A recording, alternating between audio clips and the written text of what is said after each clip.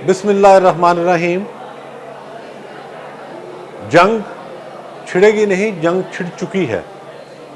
भारत ने नहते पाकिस्तानियों पर हमला करके साबित कर दिया कि वो खित्ते में अमन व अमान को बर्बाद करने पर तुल चुका है।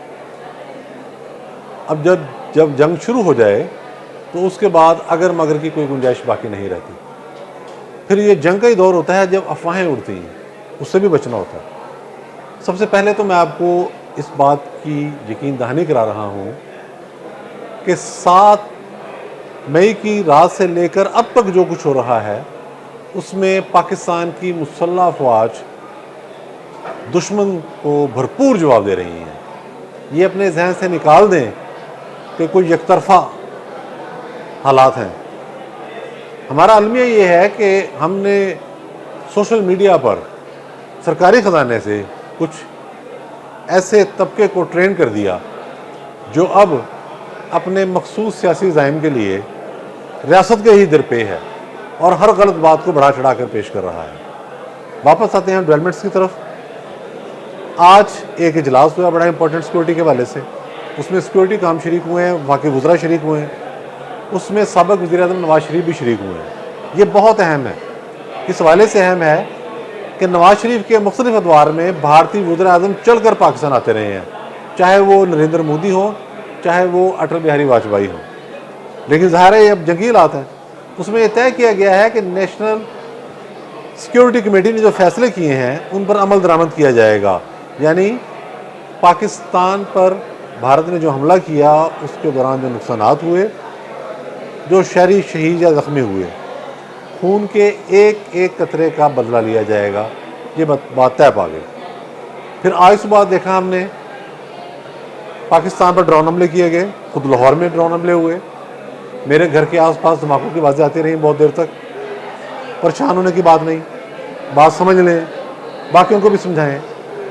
हमारा एयर डिफेंस सिस्टम मौजूद है और बड़ा शानदार अंदाज में अपना काम कर रहा है। पूरी तरह से वो वर्किंग में है। लेकिन हमारी फोर्सेस ने बर वक्त भांपा कि ये एकदम जो 25 ड्रोन आए हैं, ये क्या मकसद है। पता लगा कि वो इसराइल के ऐसे ड्रोन्स हैं जिनके ज़रिए ये जासूसी की जा रही है कि उनको इंटरसेप्ट करने वाले जो हमारा मिसाइल डिफेंस सिस्टम है वो कहाँ कहाँ नस्ब है। बुनियादी तौर पर ये तबाही का उन्हें नहीं था। अगर हम उनको दूर से उस सिस्टम के ज़रिए तबाह करते तो वो हमारी जो इंस्टॉलेशन है उनकी लोकेशन ट्रेस कर लेता।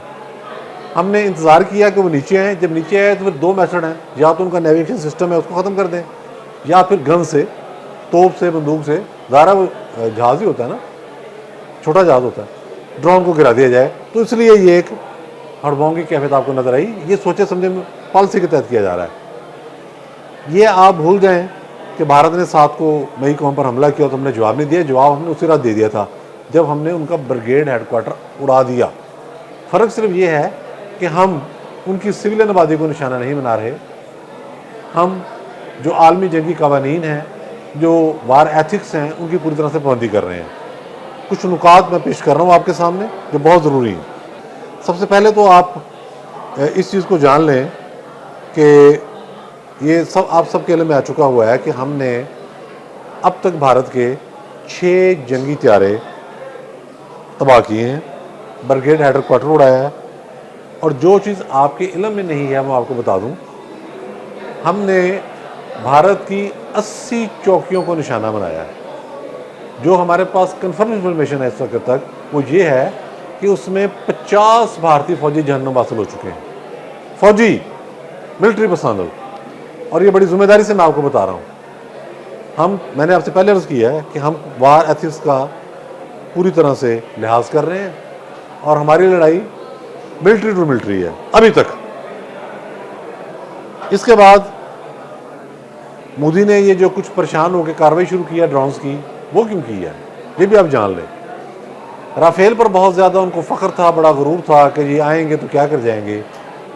जंगी त्यारों को पाकिस्तान के मिसाइलों ने इतने बुरे तरीके के साथ गिराया है कि भारत ने अपने तमाम वो जो पूरे का पूरा बेड़ा लेकर आ गया था ना, सैकड़ों जहाज़, उसमें मैक 29 थे, सुखोई थे, राफेल थे, वो सारे के सारे अब उसने मुंतकिल करना शुरू कर दिए हैं डीप इनटू द कंट्री।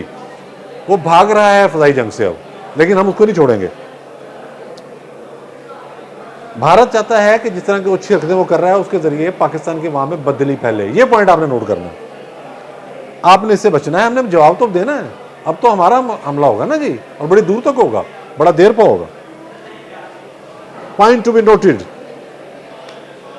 सब्र और तहम्मुल से काम लें, मामूल के मुताबिक जिंदगी गुजारें, किसी तरह की अफरा तफरी और खौफ में खुद मुब्तला हो ना दूसरों को करें।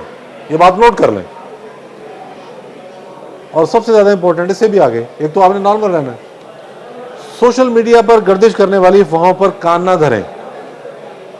आपको पता होना चाहिए कि पाकिस्तानी अफवाज मौसर तरीके के साथ दुश्मन की चालों को ना सिर्फ नाकाम बना रही हैं, बल्कि उसका जवाब भी दिया जा रहा है और बड़ा जवाब आने वाला है। पाकिस्तान जिंदाबाद, पाक फौज पाइंदाबाद। बहुत शुक्रिया।